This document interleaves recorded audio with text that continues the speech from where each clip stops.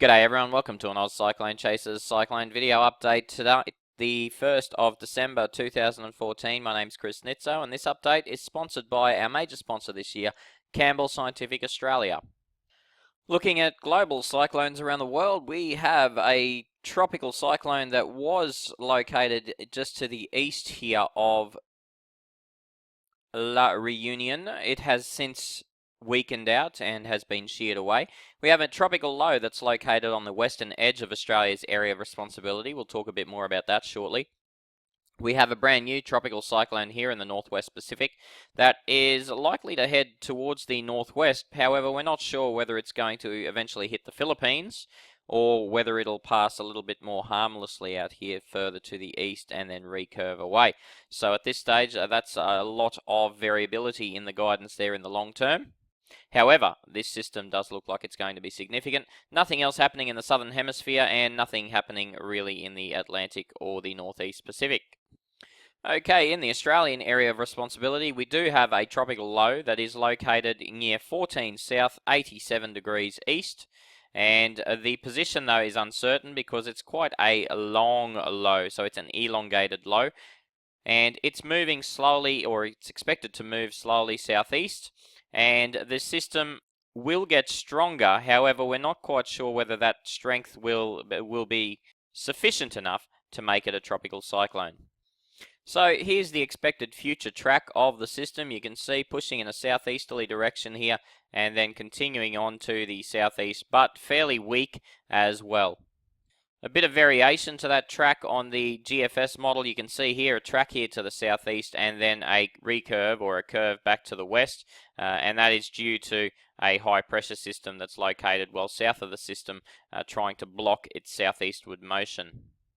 And finally, the European model wants a little bit of a bet each way here. It doesn't really want to push it southeast all the way to WA, but it doesn't really want to curve it back here to the west either under the influence of the high pressure system to the south.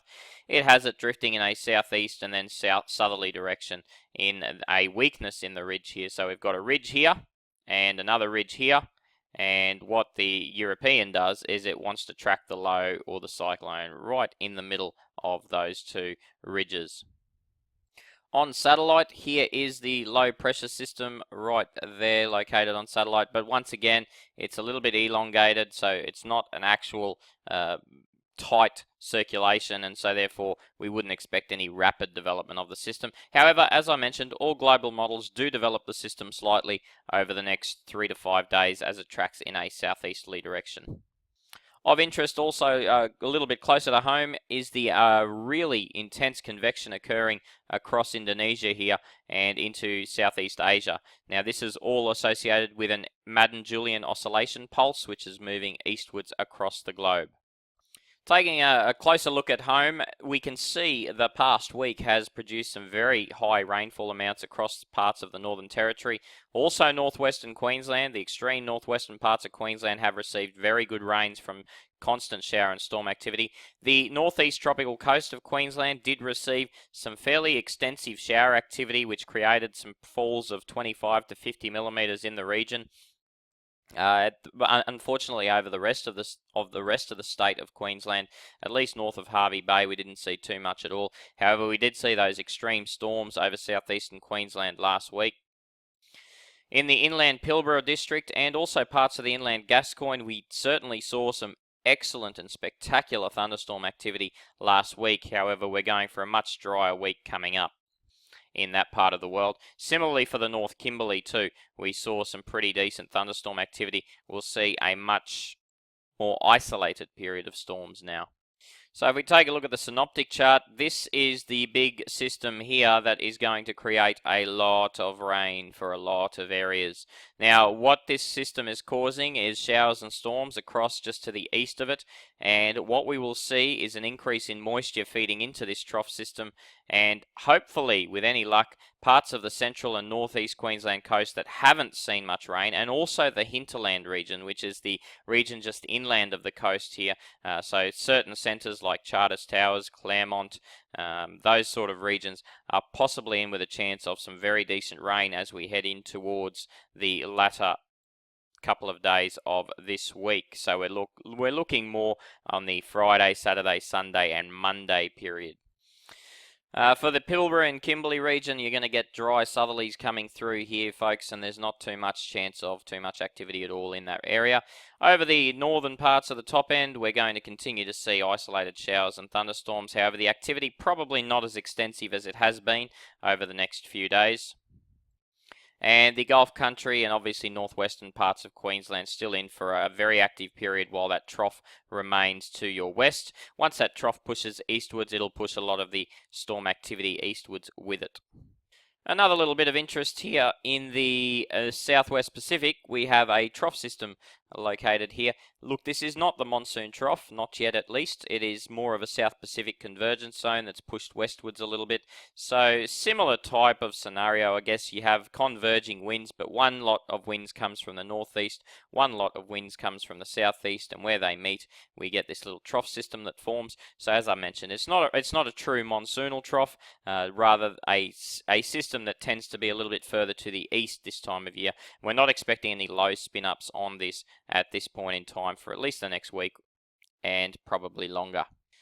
So as we look towards where the rain's going to fall, you can see the northern parts of Northern Territory here are going to see the best of the storm activity, and also possibly the southeast Gulf of Carpentaria and the Gulf country near the Burketown, Normanton region could be seeing a fair bit of shower and storm activity tomorrow. Most of the heavier storms located over the NT and possibly even into South Australia. As we head to Wednesday, though, we start to see a big increase in the rainfall coming out of the shower and storm activity located over southwest and in general Western Queensland, as well as a continuation of storm activity across the northern top end. As we head to Thursday, we see that activity pushes a little bit eastwards, but also weakens a fair bit over the inland parts of Queensland. The activity across the Northern Territory starts to ease off a little bit as well. We're still going to see showers and storms, just not as widespread as we're going to see in the next day or two. Also, the North Kimberley, just something to note here, is the fact that we are seeing a lot of dry air over certainly the Pilbara and at least the southern parts of the Kimberley. So most of the storm activity across the Kimberley will be located in the far northern section of the Kimberley. On Friday, we see the trough system break up and the Queensland section of the trough starts to push eastwards, and the NT section of the trough remains west here, and we'll see a new trough building in through inland WA and NT over the weekend. But the Queensland trough, I guess, is of most interest to Queenslanders because as we head into Saturday and Sunday, it could actually create a fair bit of rainfall across coastal districts, or at least the inland section near coastal districts. So you can see here just a general track further to the east on the Friday. If we summarise that over the next 4 days, you can see where the trough system lies. Very obvious here, isn't it? You can see where the storm activity is going to be occurring. East of that line, you're going to get a lot of storm activity. West of that line, you're going to get not much at all. And if you're too far east of that line, you get nothing either. Now here's a sight for sore eyes for a lot of folks. This is from the 5th of December, which is from Friday all the way through to next Monday. You can see, from Friday all the way through to next Tuesday, we can see that the eastern half of Queensland ends up copping a fair bit of a battering of shower and storm activity. Now we're not sure if this storm activity is going to make it exactly to the coast, but really the primary purpose of this storm, or the primary goal of this storm activity, we're hoping, is that it remains just inland of the coast and remains there for a couple of days, which will allow some really decent falls of rain, particularly over this northern inland section and the central inland section of Queensland. The last thing we want this trough system to do is clear the coast and dump heavy rains on the coast as it goes through, but then miss a lot of the inland districts. So this is probably a best case scenario right now, and probably the most expected case scenario with the trough system lingering back over the inland eastern half of Queensland, resulting in a lot of rainfall in regions that have been drought declared. Also, we're going to see more shower and storm activity across central parts of the territory. This section here, the central eastern part of the territory, has also been very, very dry. And also going to see a continuation of build-up conditions here across the northwestern top end. A lot less activity on the northeastern top end. This region remains extremely dry. And parts of the North Peninsula will remain very dry as well. Also, the Pilbara, as we mentioned, a lot of dry air now, so we're not expecting any rainfall in the Pilbara district for at least the next week, possibly even getting into 2 weeks. All right, folks, so fingers crossed we'll have a much better idea on a Thursday night as to exactly what's going to happen with that eastern trough system. Hopefully, this scenario starts to look more and more likely as we get closer and closer to that period.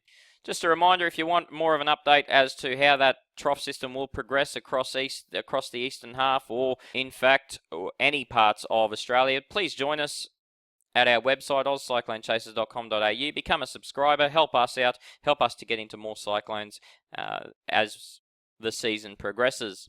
And in turn, we'll give you better and more in-depth weather information for your particular region. Anyway, that's all we got time for today. Thanks for watching, and we'll talk again on Thursday night.